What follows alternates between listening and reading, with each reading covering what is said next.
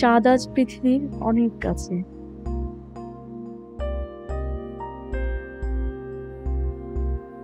জি?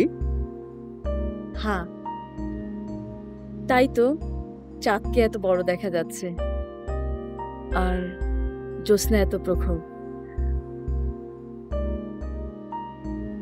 হ্যাঁ, কিন্তু আপনি কে? কি, খুব চমকে গেলেন মনে হয়? চমকানোর কিছু নেই, বসুন বসুন।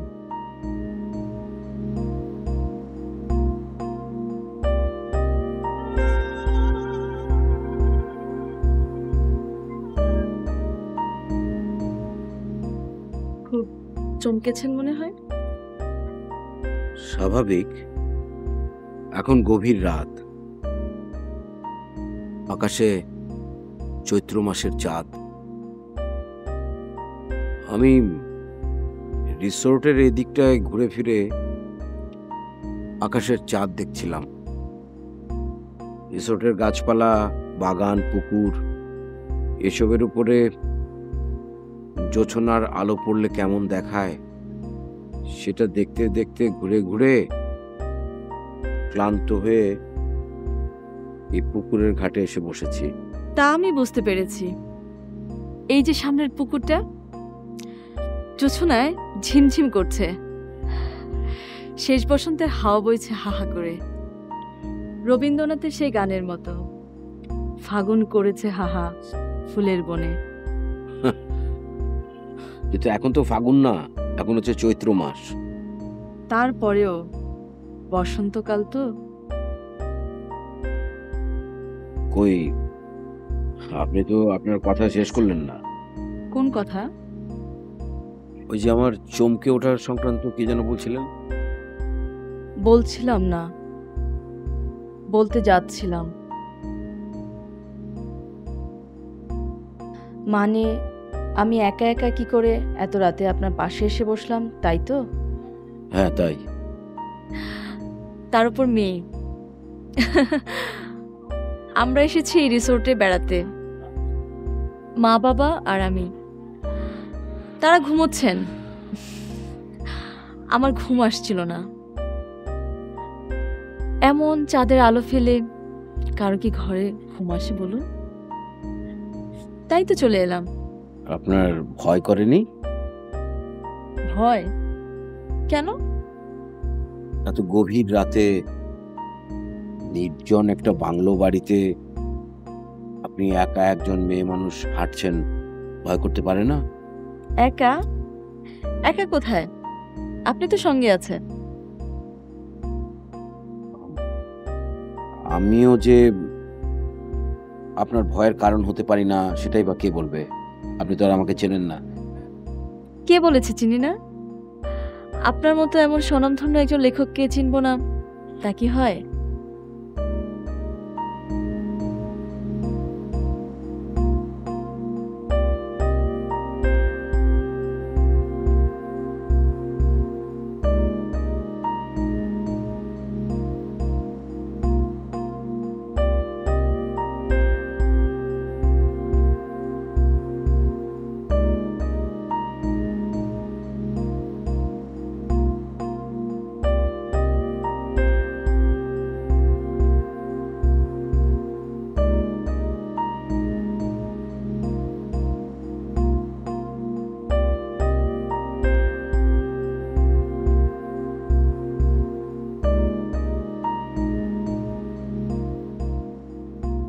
কিরে তুই কথা নেই বার্তা নেই, কোত্থেকে এসে হাজির হলি? বস বস।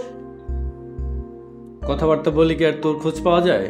তুই তো আবার ব্যস্ততার অজুহাত দেখাবি, তাই জানার না দিয়েই চলে এলাম। ব্যস্ততাটা অজুহাত না রে বন্ধু, সত্যি সত্যি এটাই বাস্তব। খুবই প্রেশার যাচ্ছে। দেশের সব কটা পত্রিকার ঈদ সংখ্যায় আমাকে লিখতে হবে, খুবই প্রেশার।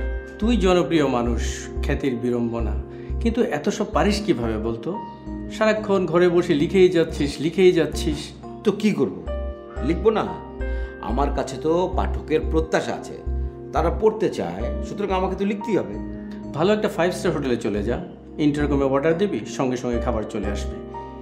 আর সারাক্ষণ লিখবি, ইচ্ছে হলে বারে যাবি, সুইমিং পুলে যাবি। ওরকম আরামের জায়গায় শুধু আরামই করা হয়, লেখালেখির কাজ আর হয় না। অথবা একটা কাজ করতে পারিস, আমার একটা বাংলা বাড়ি আছে না, সেখানে চলে যেতে পারিস, ফাঁকাই তো আছে। তাই? নিরিবিলি আছে, নিরিবিলিতে শুধু তুই লিখবি আর লিখবি। লেখকদের তো আবার নিরিবিলি খুবই পছন্দ। এটা তো খুব ভালো অফার হলো আমার জন্য। তো তুই মানে তোর কোনো অসুবিধা হবে না তো? কোনো অসুবিধা নেই, কালই চলে যা।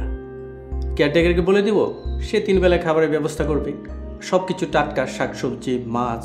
তোর তো ফিরতেই ইচ্ছে করবে না। আর সেটা নয় পরে দেখা যাবে। তাহলে তুই দে, একটু ফোন করে দে কেয়ারটেকারকে। শোন, কেয়ারটেকার কিন্তু একটু আজব প্রকৃতির আছে। সে সারাক্ষণ ভাবে থাকে, মনে হয় সে মনে মনে লেখক। মনে মনে লেখো? বাহ, ভালো বলেছিস তো। ওকে বন্ধু, আজ তাহলে উঠি। দেখলি তো, আরিফিন তোকে ডিস্টার্ব করতে আসে নাই, বরং তোর উপকার করে গেল। আর শোন, ঈদ সংখ্যার সৌজন্য কপি সব কটা যেন আমি পাই, তা নাহলে কিন্তু খবর আছে।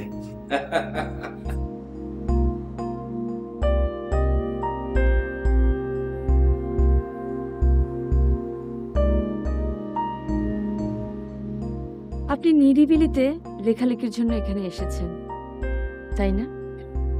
আপনি কিভাবে জানলেন? এই বাংলোর যে বাবুর্চি জুলেখা, ও গল্প করতে খুব পছন্দ করে।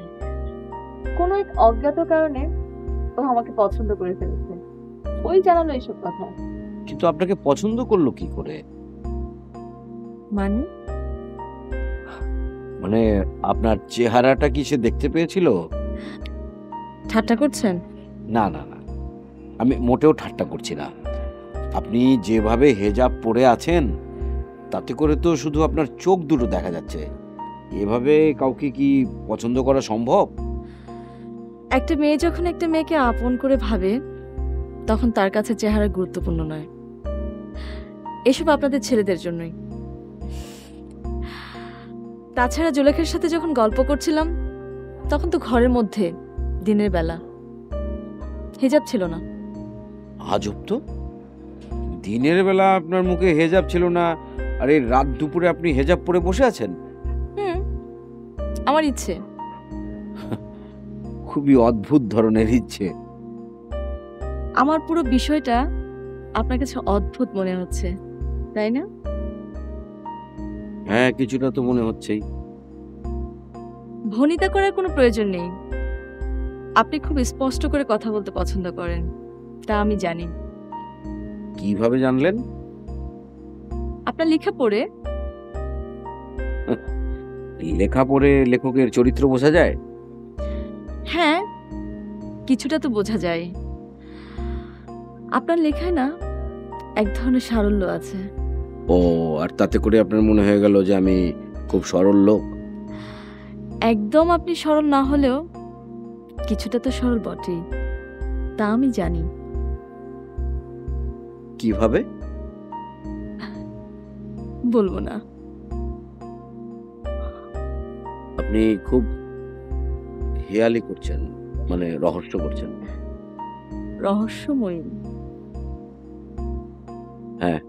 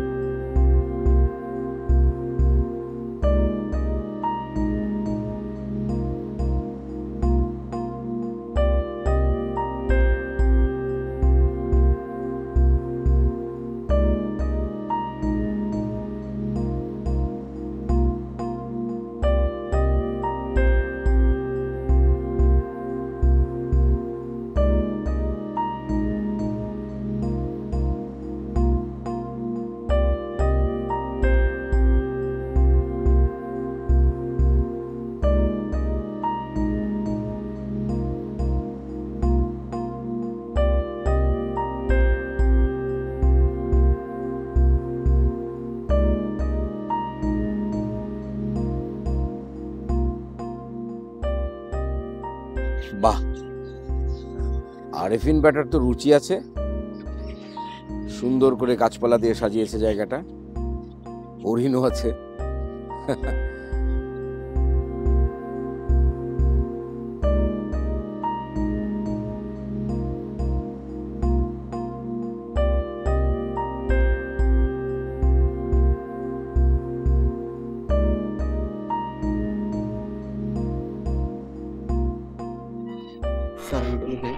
হ্যাঁ, তুমি এক কাজ করো, তুমি এখন চলে যাও গাড়ি নিয়ে।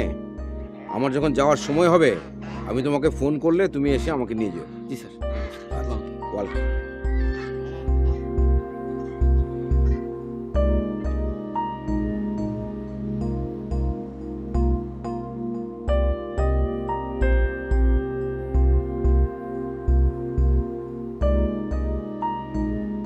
আপনার ভয় করছে না? কেন? আপনার ভয় করছে? না। এই যে গভীর রাত,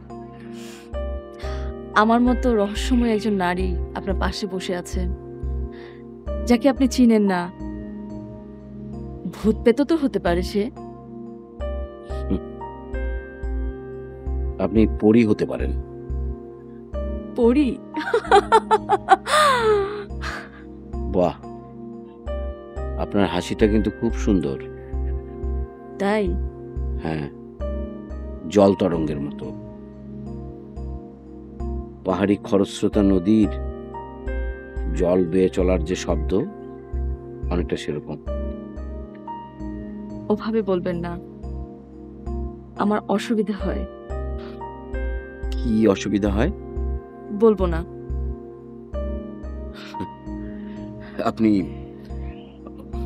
রহস্যময়, আপনি সত্যি অনেক রহস্যময়। আমার এই আচরণে আপনার কি অন্য কারো কথা মনে পড়ছে? না, ঠিক পরিষ্কারভাবে মনে পড়ছে না, তবে তবে মনে পড়তে চাইছে।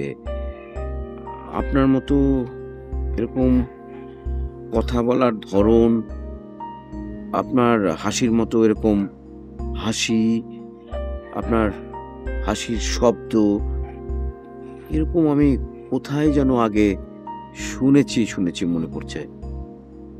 এই হচ্ছে আপনাদের পুরুষ মানুষদের একটা অসুবিধা। কিরকম? এই যে একটু চান্স পেয়েছেন তো অমনি অচেনা অজানা একটা মেয়ের সাথে চেনা যায় না সূত্রতা খুঁজছেন। কিছুক্ষণ পর হয়তো বলবেন আপনার হিজাবটা সরান, আপনার চেহারাখানি দেখব। কিছুক্ষণ পর না, আমি এখনই আপনাকে বলবো হেজাবটা সরাতে। না, কেন? বলবো না।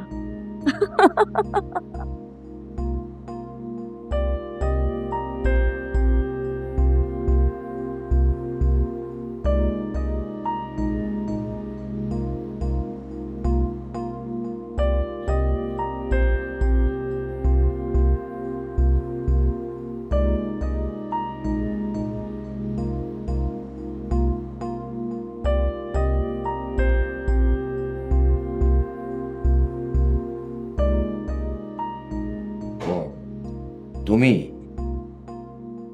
বাহ, রুমটা তো খুব সাজিয়ে গুছিয়ে রেখেছো। আমার লেখার টেবিল, কাগজ কলম পর্যন্ত আছে।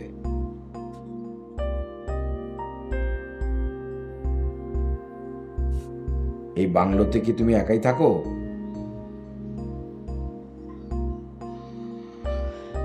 আরিফিন বলছিল এই সংসারে নাকি তোমার কেউ নেই। এত বড় একটা বাংলোতে যে তুমি একা থাকো, তোমার ভয় করে না? ভয় কি স্যার? ভয় কি? ভালো বলেছো তো, ভয় কি? তা এখানকার রান্না বান্না কি তুমিই করো?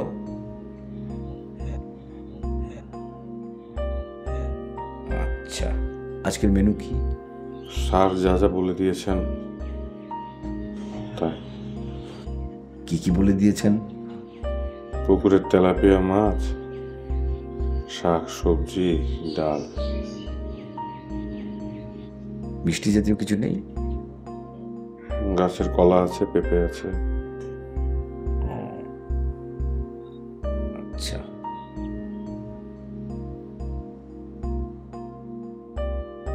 মতি, জি স্যার। তোমার কি হয়েছে? হ্যাঁ, আমার আমার কি হবে স্যার? কিছু হয় না। তাহলে সারাক্ষণ এরকম অন্যমনস্ক হয়ে থাকো কেন? হ্যাঁ, অন্য মনস্ক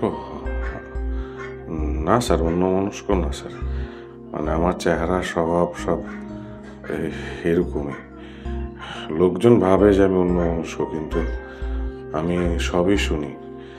আপনি কোনো চিন্তা করবেন না স্যার। আপনার যে কদিন ইচ্ছা এখানে থাকতে পারেন, কোনো অসুবিধে নেই স্যার।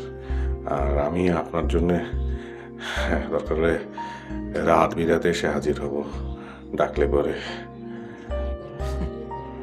আচ্ছা ঠিক আছে, তোমারও কোনো অসুবিধা হলে তুমি আমাকে বলবে। হ্যাঁ মতি, আমার একটু চা খাওয়া দরকার। ওই কালো ব্যাগটাতে গ্রিন টির প্যাক আছে, তুমি একটা নিয়ে আমাকে একটু চা করে দেবে? হ্যাঁ, ওই ওই ব্যাগটা নিচে। হ্যাঁ, নিচে এখানে।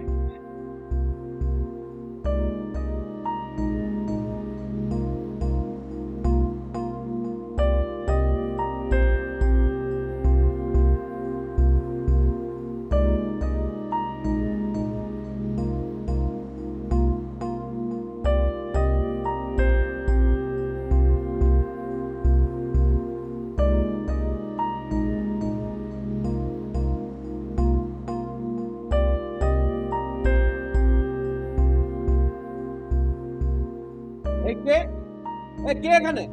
দাঁড়াও দাঁড়াও, দাঁড়াও বলছি আমি। কে? এই তুমি না বলেছিলে এই বাংলোতে আর কেউ থাকে না তুমি ছাড়া? হ্যাঁ, থাকে না তো। হ্যাঁ, কিন্তু আমি তো দেখলাম হঠাৎ করে ওখানে ওই ঝোপের আড়ালে কে যেন একটা মেয়ের মতো আমার দিকে তাকিয়েছিল। আমি ডাকতে ও আমাকে দেখে পালিয়ে গেল। স্যার, আপনি লম্বা জার্নি করে এসেছেন তো স্যার। দুপুর হয়ে গেছে, খাওয়া হয়নি। লেখক মানুষ ভাবের মধ্যে থাকেন। কি দেখতে কি দেখেছেন? খেয়ে দিয়ে ঘুমিয়ে নিন, ঠিক হয়ে যাবে স্যার। না না না, আমি স্পষ্ট দেখেছি একটা মেয়ে ওই ঝোপের আড়ালে লুকিয়েছিল। বিলাই হতে পারে। তারপরে কিন্তু একটা বিষয় কি, আমি যখন এলাম ওই বাগানের ওদিকটা হাঁটাহাঁটি করছিলাম, তখনও ওই ঝোপের আড়াল থেকে আমার মনে হলো কে যেন আমাকে ফলো করছে। এরকম নির্জন বাড়িতে আপনি তার কখনো একলা থাকেননি স্যার। তাই হয়তো মনের মধ্যে কোনো দ্বন্দ্ব হয়েছে। ঠিক হয়ে যাবে স্যার। আচ্ছা ঠিক আছে, তুমি আমার চা করে নিয়ে এসো, যাও।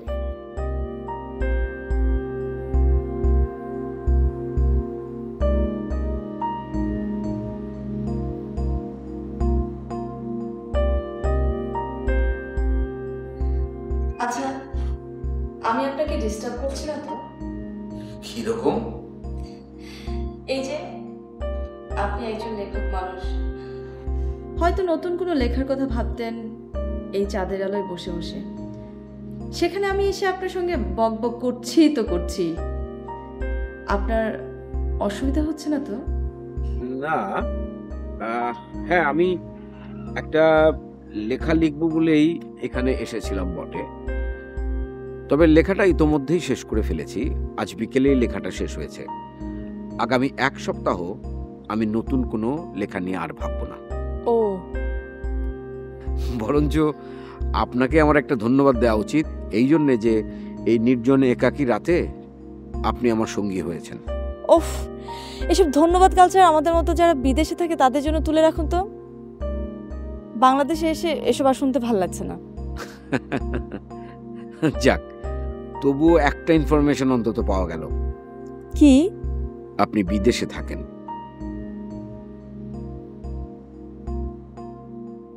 হ্যাঁ, আমি একটা বোকা। কথা বলতে বলতে কখন যে বলেই ফেললাম। সৃষ্টিকর্তা আপনাকে এরকম বোকামি করার আরো তৌফিক দিন। কোন দেশে থাকেন আপনি? আমি থাকি সুইজারল্যান্ড। সুইজারল্যান্ড, বাহ, খুব সুন্দর দেশ। আমি একবার গিয়েছিলাম। জানি। জুরিখে গিয়েছিলেন। কিভাবে জানলেন? আপনি একজন সেলিব্রিটি রাইটার। আপনার সব তথ্য আপনার ভক্তদের কাছে থাকবে না তা কি হয়? আমিও থাকি জুরিখেই। আমি অনেক আগে গিয়েছিলাম। 97 সালে। রাইট। আমি গিয়েছি তারও অনেক পরে। আপনার হাজবেন্ড ওখানে থাকে? আমি ওসব বলবো না। কেন বলবেন না? আমার ইচ্ছে। তাহলে কি বলবেন? আপনার কথা। আরে কি আশ্চর্য, আমার কথা আপনি বলবেন কেন? আমি আমার কথা বলবো, আপনি আপনার কথা বলেন। না, আমি আমার কোনো কথাই আপনাকে বলবো না। আমি বলবো আপনার কথা। আমি এমন এমন কথা আপনাকে বলবো যা আপনার মনে নেই। আমি বললে হয়তো আপনার মনে পড়বে। কিন্তু এত সব কথা তো আমি কোনো বইতে লিখিনি, কোনো ইন্টারভিউতেও বলিনি। তো আপনি এসব কথা জানলেন কি করে? আমি যে আপনার মনের ভিতর ঢুকে বসে আছি। আপনি হাসবেন না। আপনাকে হাসলে অনেক বেশি সুন্দর লাগে। আপনার হাসি অনেক বেশি সুন্দর। আমি সুন্দর, আমার হাসি সুন্দর। আপনি কি করে বুঝলেন? আপনি তো আমার দুটি চোখ ছাড়া আর কিছুই দেখতে পাচ্ছেন না। সে চোখও ভালো করে দেখতে পাচ্ছি না। গাছের ছায়ায় চোখের স্থানটিতে এক ধরনের আবছায়া জমে আছে। প্লিজ এবার দয়া করে হেজাবটা খুলুন, তারপর চলুন ওই মাঠের মাঝখানে দাঁড়িয়ে চাঁদের আলোয় আমি আপনার সুন্দর মুখটা দেখব। না। কেন? ভয় করছেন আমাকে? না, মোটেও ভয় পাচ্ছি না। আমি সারা রাত আপনার সাথে হাঁটতে পারবো, গল্প করতে পারবো। আমি একটু আপনাকে ভয় পাচ্ছি না। তাহলে চলুন আমরা সারা রাত গল্প করি। করছি তো। এমনিতে ঘন্টার পর ঘন্টা গল্প করা যায়, কিন্তু যেই মুহূর্তে আপনি ঘটা করে বলবেন যে চলুন আমরা গল্প করি, সেই মুহূর্তে না গল্প করার মতো কোনো কথাই খুঁজে পাওয়া যায় না।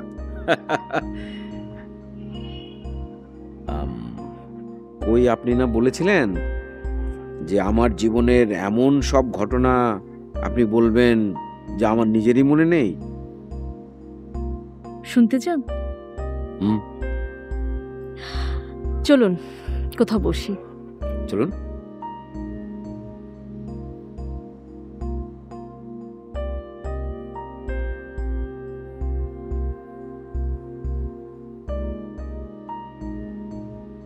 মোটে রান্না তো খুব ভালো হয়েছে। ধন্যবাদ স্যার। তুমি এত ভালো রান্না করা শিখলে কোথা থেকে? স্যার ওই রান্না করতে করতে শিখে গেছি স্যার। ভালো। তুমি তো বিয়ে করেছিলে তাই না? জি স্যার।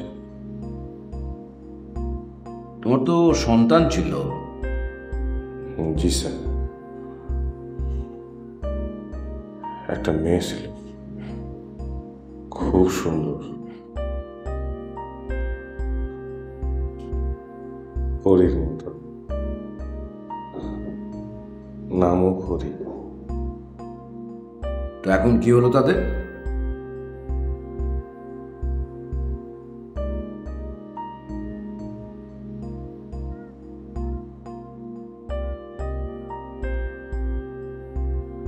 সরি, আমি বোধহয় তোমার কোনো কষ্টের জায়গায় হাত দিয়ে ফেলেছি।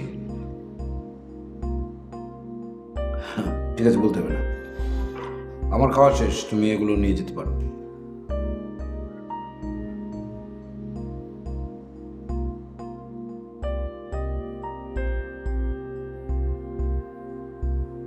নিজের উড়ে নিয়ে গেছে স্যার।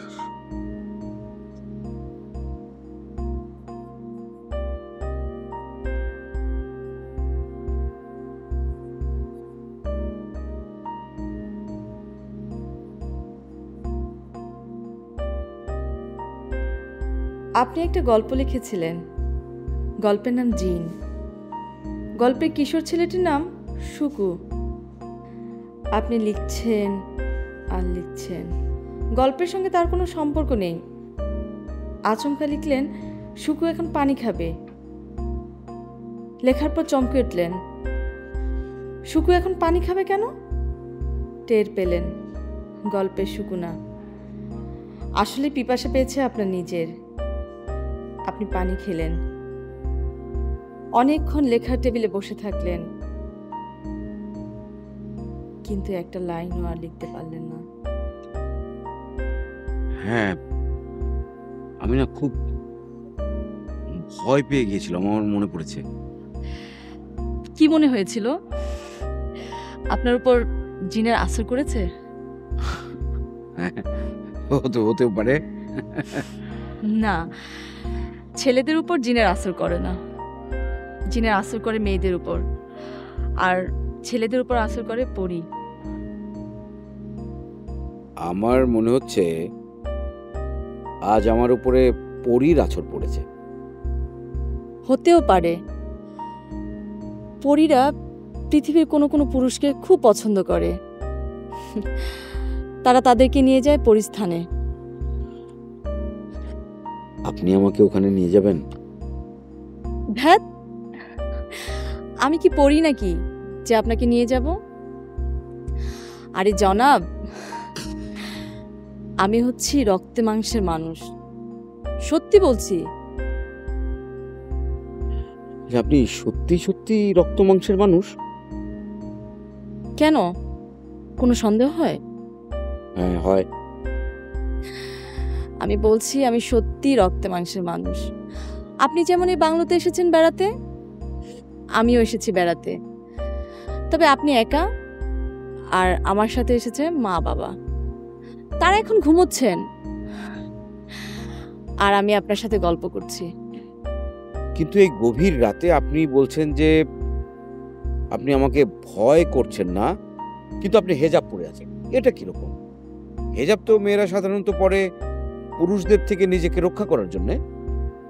তবু আমি হেজাব খুলব না। তাহলে আপনি রক্ত মাংসের মানুষ না। লাভ নেই, আপনি আমাকে যতই রাগানোর চেষ্টা করছেন, আমি রাখবো না। তাহলে আমি বুঝবো কি করে যে আপনি রক্ত মাংসের মানুষ? তাতে আমার কিছু আসে যায় না আপনি বিশ্বাস না করলে। একটা উপায় অবশ্য আছে। কি?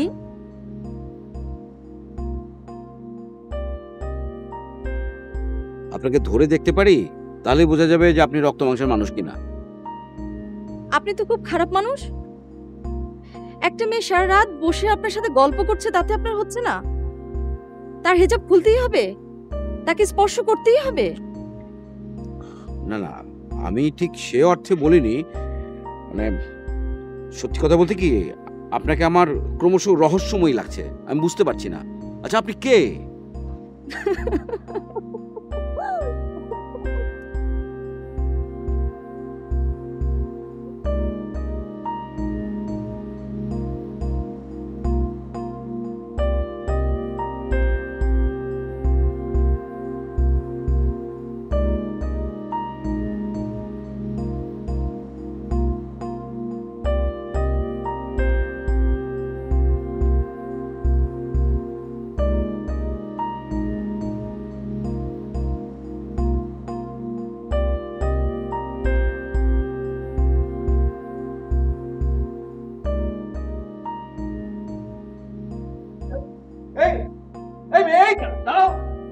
দাঁড়াও বলছি, আমি দাঁড়াও।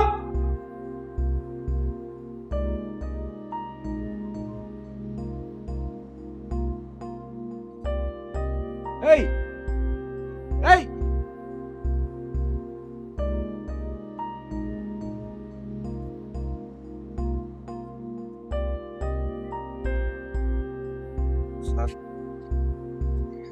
একটা মেয়ে, মেয়ে?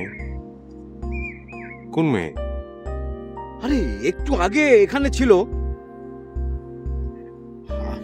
আমি ডাকলাম, এখন তো নেই। কি যে বলেন না স্যার, এই আশেপাশে তো কোনো জনবসতি নেই, মেয়ে আসবে কোত্থেকে? আমিও তো সেটাই ভাবছি, তাহলে ওকে। স্যার আপনি তো লেখক মানুষ, মনে হয় কোনো গল্প লিখতেন, আর আপনার গল্পের নায়িকা, সেই নায়িকাকে আপনি বারবার কল্পনায় দেখছেন। বিশ্বাস করো মতি, আমি স্পষ্ট দেখেছি। তাহলে তো বিপদের কথা। আরে আমি স্পষ্ট দেখলাম একটা নীল রঙের জামা পরা, ছোপ ছোপ মানে ফুলালা জামা, আমি স্পষ্ট দেখলাম। চলো তো চলো তো।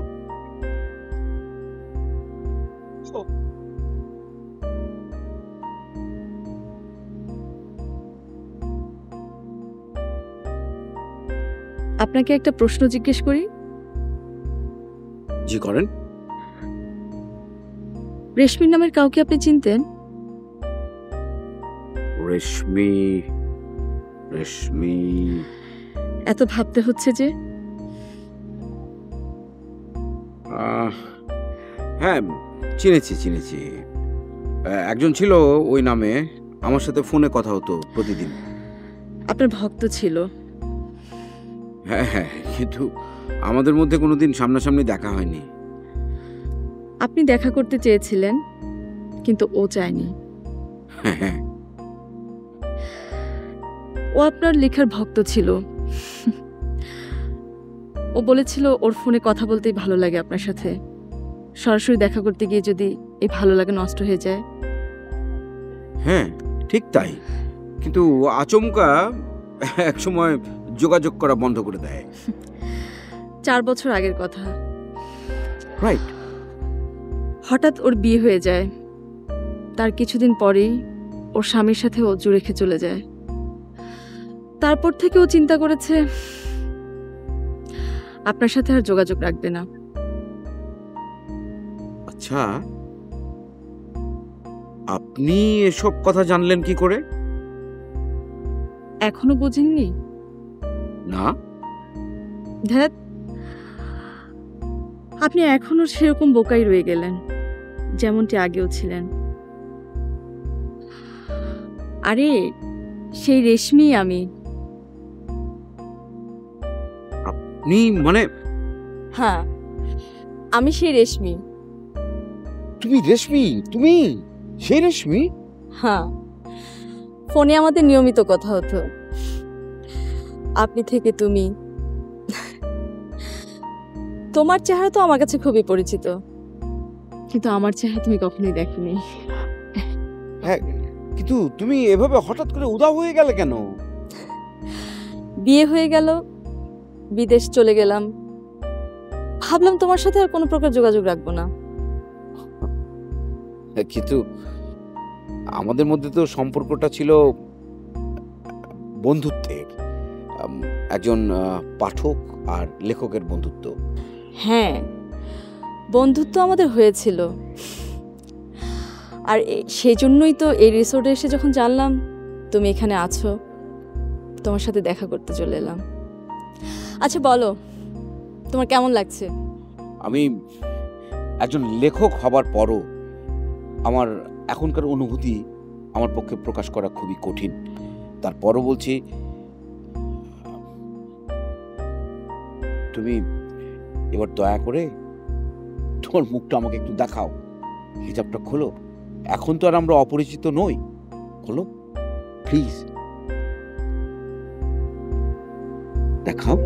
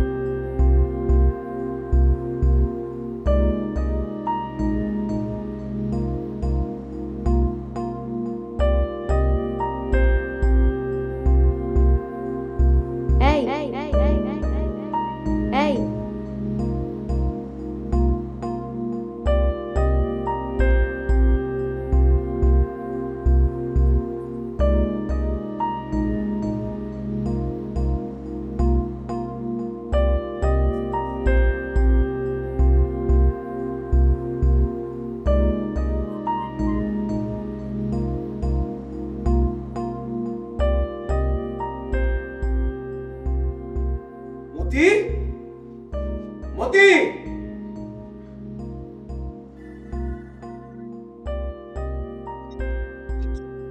মতি, ওই মেয়েটা, ওই মেয়েটা। কই? মেয়ে কোথায়? কিন্তু ওই মেয়েটা এখানে দাঁড়িয়ে আমাকে ডাকলো, এইমাত্র ডাকলো। ওর ডাকে তো আমার ঘুম ভাঙলো। তুমি কিছু শোনোনি? না তো স্যার। কিন্তু এটা কি করে সম্ভব? স্যার, আপনি লেখক মানুষ, আর লেখালেখির মধ্যে দিয়ে আপনি মনে হয় কোনো মেয়েকে কল্পনা করছেন। তাই কল্পনা একটা মেয়ে আপনার কাছে বারবার আসে, আপনি তাই ওই মেয়েটাকে বারবার দেখেন। তুমি ঠিক বলছো? সত্যি তাহলে এখানে কোনো মেয়ে নেই? কোনো মেয়ে এখানে আসে না? আমি ভুল দেখছি? মনে হয়। কিন্তু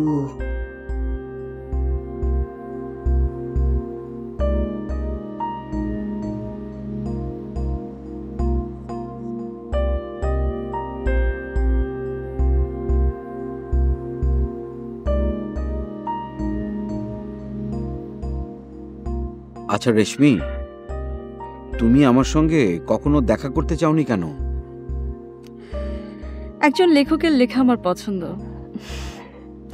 তার সাথে যোগাযোগ হয় ফোনে, তারপর বন্ধুত্ব। কিন্তু আমি আমার চেহারা কখনই তাকে দেখাবো না বলে প্রতিজ্ঞা করেছিলাম। প্রতিজ্ঞা করেছিলে? আচ্ছা, এতক্ষণ তো আমি তোমার কাছে রহস্যময় ছিলাম, তাই না? তোমার কি মনে হয় যে আমার সকল রহস্য তুমি ভেদ করতে পেরেছো? হ্যাঁ? না। মানে? বাদ দাও, বলো তো আমাকে কেমন দেখাচ্ছে? পরীর মতো সুন্দর।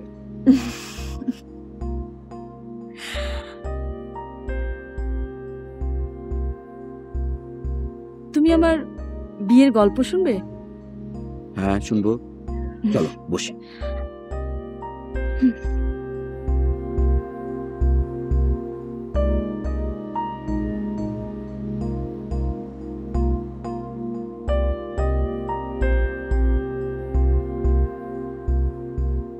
আমার তখন মাস্টার্স পরীক্ষা সবে শেষ হয়েছে। এক ভদ্রলোক কোথায় যেন আমাকে দেখেছিলেন, তারপর আমার সম্পর্কে নানান তথ্য নিলেন। একসময় আমাদের বাড়িতে বিয়ের প্রস্তাব পাঠালেন। তিনি থাকেন সুইজারল্যান্ডে, অনেক বড় লোক। তারপর এরকম টাকা পয়সাওয়ালা একজন লোকের সাথে তোমার বিয়ে হয়ে গেল এবং পরে তুমি তার সঙ্গে সুইজারল্যান্ডে চলে গেলে। হ্যাঁ, 4 বছর আগে। তারপর ঘর সংসার, বাচ্চা কাচ্চা, এই তো? না, আমি কখনো মা হইনি। আমি ব্যবসা দেখতাম। তার মানে এখন করো না? না, আমাদের সবগুলো দোকান বিক্রি হয়ে গেছে। কেন? আমি একা এতগুলো দোকান কি করে চালাবো? একা দেখতে হবে মানে? তোমার হাজবেন্ড? রোড অ্যাক্সিডেন্ট, হাইওয়েতে, স্পট ডেথ। সরি, আমি রিয়েলি সরি রেশমি। রাত শেষ হয়ে আসছে, চাঁদও বদলাতে শুরু করেছে। হ্যাঁ, নীল চাঁদের রাত শেষ হয়ে এলো। জানো, হাইওয়েতে গাড়ি চলছিল, সুন্দর একটা মিউজিক বাজছিল, দুজনে খুব মজা করছিল, আনন্দ করছিল, ভবিষ্যৎ সুখের গল্প করছিল। হঠাৎ কি থেকে কি হয়ে গেল, মুহূর্তের মধ্যেই দুজন মানুষ পৃথিবী থেকে নাই হয়ে গেল। কি বলছো তুমি? হ্যাঁ, মৃত্যু মুহূর্তে মেয়েটির মনে পড়ল তার দেশে একটি লেখক বন্ধু ছিল, যাকে সে দেখেছে, কিন্তু লেখক তাকে দেখেনি। রোজ তাদের ফোনে কথা হতো। সেই লেখক আজ রাতে একটি নির্জন বাংলোয় একা থাকবেন, এই নীল চাঁদের রাতে। রেশমি তার সাথে দেখা করতে এসেছে, কিন্তু সে এখন জীবিত না, মৃত। এসব তুমি কি বলছো রেশমি? হ্যাঁ, ঠিকই বলছি। আমি এখন হাওয়ায় মিলিয়ে যাব। যেভাবে তোমার কাছে নিঃশব্দে এসেছিলাম, ঠিক সেভাবে এখন হাওয়ায় বিলীন হয়ে যাব। বিদায় বন্ধু, বিদায়।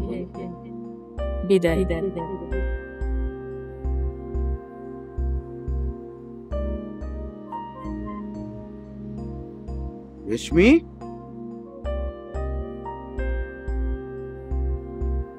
রেশমি,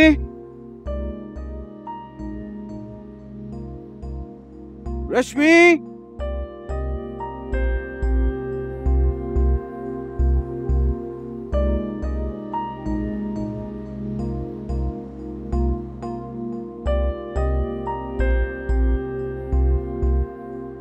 তুমি আমাকে চলে যেতে বলো না বাবা। তুমি জানো না তোমাকে ছাড়া আমি থাকতে পারি না। আমি কিছুতেই তোমাকে ছেড়ে যাব না। সাহেব কালকেই চলে যাবেন, তারপর তোমার কাছে থাকতে আমার অসুবিধা কি? আমাকে তো আর কেউ কোনোদিন দেখতে পাবে না।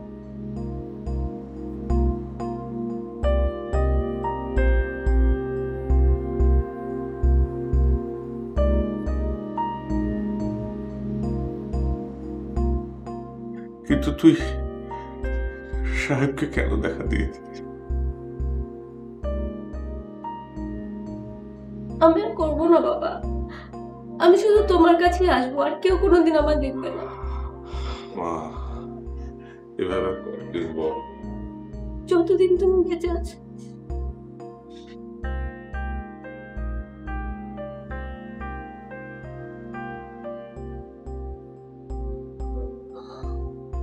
তার চেয়ে মা তুই চলে যা,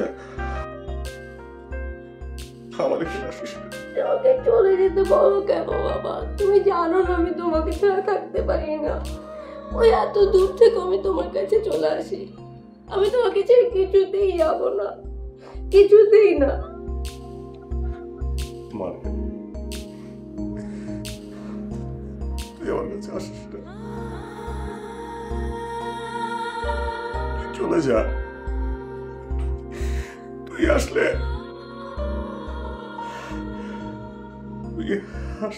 আমার জন্য চিন্তা হয়, মন খারাপ হয়, আমি বিষণ্ণ থাকি, তোর জন্য আমার ভালো লাগে না। মা, তুই চলে যা, তুই আমার এখানে আর আসিস না।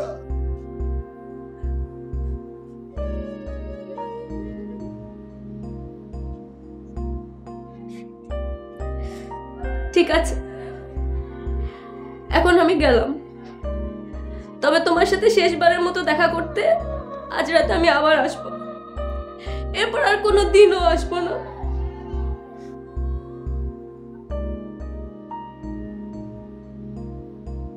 ভাগে ভাগে মা, মা, ভাগে ভাগে।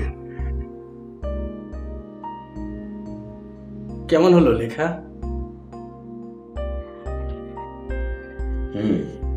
ভালো, খুব ভালো। নির্জন বাংলো পেয়ে কি উপন্যাস লিখলি? প্রেমের নাকি হানিমুন টাইপের? না, তাহলে